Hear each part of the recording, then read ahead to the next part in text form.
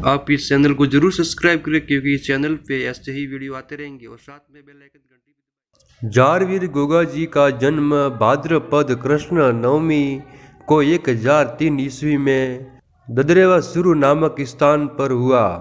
गोगा जी को सांपों का देवता तथा जारपीर साक्षात देवता भी कहते हैं। इनके पिता का नाम जेवरजी चौहान तथा माता का नाम बासलदे था। इनकी पत्नी केलमदे थी जो कोलूमंड जोधपुर के बूढ़ोजी राठौड़ की पुत्री थी।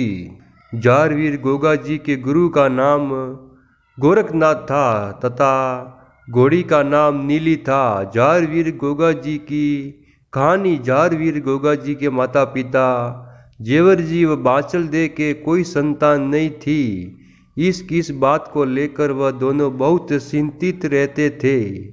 एक दिन जब वह गुरु गोरखनाथ जी से मिले और उन्होंने गुरु गोरखनाथ को उनके निसंतान होने की बात कही, गोरखनाथ जी उनकी श्रद्धा और भक्ति से प्रसन्न होकर उन्हें पुत्र प्राप्ति का आशीर्वाद और एक फल दिया जिसे गूगल फल कहते हैं और कहा कि आपको जल्द ही एक संतान की प्राप्ति होगी। उस गूगल फल के खाने के 9 महीने बाद गोगा जी का जन्म हुआ। गूगल फल के कारण ही उनका नाम गोगा जी रखा गया था। गोगा जी का विवाह केलमदे के साथ हुआ। एक दिन सर्प के काटने से केलमदे की मृत्यु हो गई।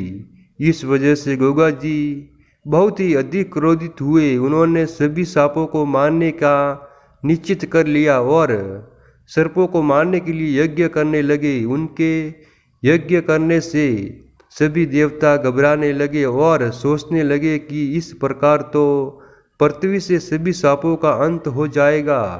तभी नारद मुनि भगवान शनिदेव और इंद्र के साथ गोगा जी के पास आए और उन्होंने यज्ञ को रोकने की विनती की और उन्होंने गोगा जी की पत्नी केलमदेव को जीवन दान दिया और साथ ही यह वरदान भी दिया कि किसी भी व्यक्ति को यदि सांप काट लेता है तो आपके थान पर आने से उनका इलाज हो जाएगा। तभी से जारवीर गोगा जी को सांपों का देवता के रूप में जाना जाने लगा।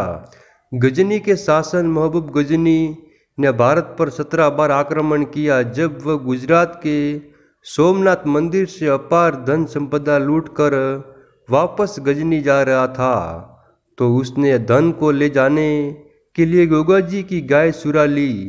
जब गोगा जी को यह बात पता चली तो उसने अपने 47 भतीजे और 60 पुत्रों के साथ गजनी से युद्ध किया। गोगा जी के 2 भाई थे, अर्जुन और सर्जन। इस युद्ध में गोगा जी पराजय हुए और वह वीर गति को प्राप्त हुए।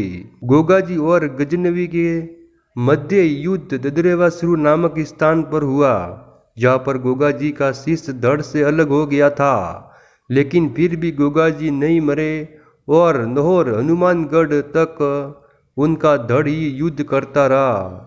जारवीर गोगा जी के शीश के कटने के स्थान शीश मेड़ी कहते हैं जो ददरेवा सुरु में है तथा उनके वीर गति होने के स्थान दूरमेड़ी या गोगा मेड़ी कहते हैं जो नौहर हनुमानगढ़ में है। जारवीर गोगा जी के इस अदम्य साहस और वीरता को देखकर महबूब गजनवी भी अचंभित हो गया और उसने गोगा जी को जारवीर की उपाधि दी।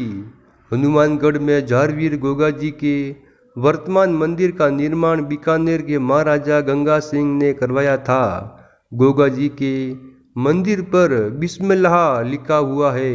गोगा जी के वंशजों ने बाद में मुस्लिम धर्म ग्रहण कर लिया था। गोगा जी की 8वीं पीढ़ी के वंशज कायम खानी मुसलमान फतेहपुर सीकरी है जो गोगा जी के मंदिर में 1 वर्ष 11 महीने तक पूजा करते हैं तथा 1 महीना हिंदू पूजा करते हैं।